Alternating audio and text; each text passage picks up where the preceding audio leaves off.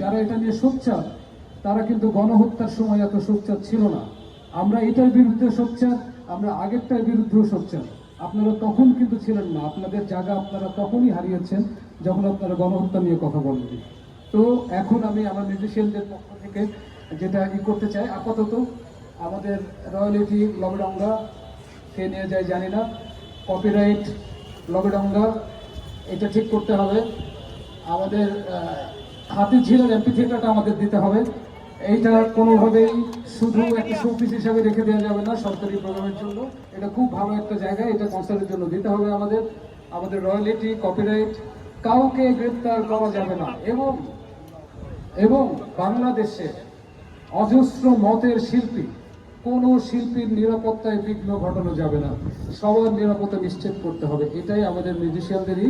আর আমাদের মিউজিশিয়ানদের পক্ষ থেকে আমাদের র্যাপার ভাইদের